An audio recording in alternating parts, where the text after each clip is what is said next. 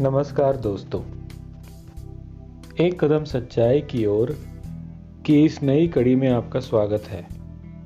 हम उत्पत्ति की किताब से बुनियादी बाइबल सिद्धांतों पर चर्चा कर रहे थे और आज अपने अध्ययन को जारी रखते हुए हम एक नए विषय पर चर्चा करना चाहेंगे और वो विषय है केवल एक ही परमेश्वर है।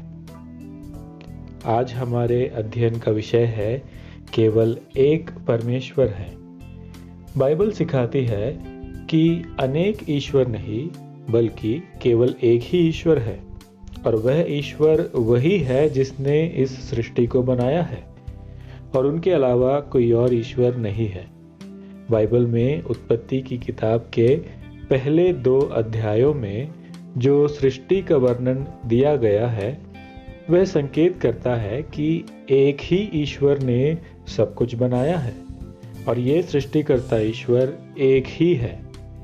हम ये भी देखते हैं कि बाद में बाइबल की आगे की किताबों में इस बात पर अत्यंत जोर डाला जाता है।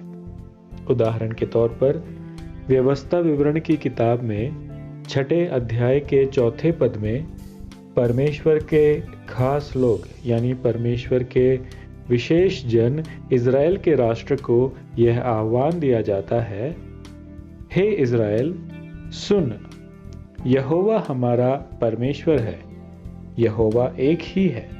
और यह एक महत्वपूर्ण सच्चाई है और एक रीति से कहा जाए तो बाइबल ये दावा करती है कि बाइबल का परमेश्वर ही एकमात्र परमेश्वर है और उसके अलावा कोई और ईश्वर नहीं है। ये बाइबल का एक बुनियादी दावा है। इस बुनियाद के आधार पर ही हम बाइबल की अन्य शिक्षाओं को ग्रहण कर पाते हैं। इसके साथ साथ उत्पत्ति ही की किताब में परमेश्वर की एकता की जटिलता के विषय में भी संकेत दिया गया है।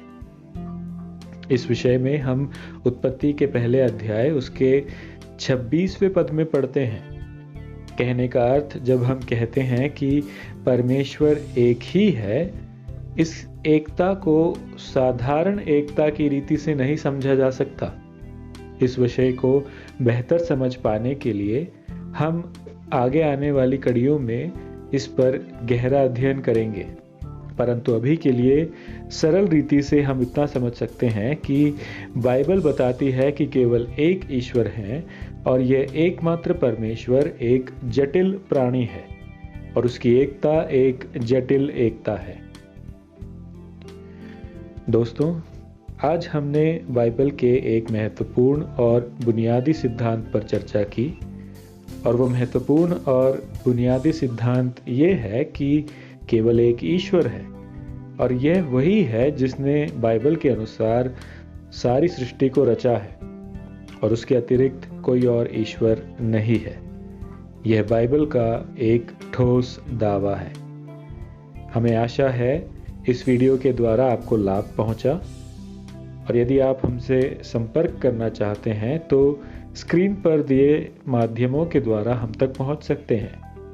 आप हमारे साथ अपने सुझाव, अपने प्रार्थना निवेदन व बाइबल या ईश्वर से संबंधित संदेह भी बांट सकते हैं और हम अपनी क्षमता के अनुसार आपकी सहायता और आपके लिए प्रार्थना अवश्य करेंगे। धन्यवाद।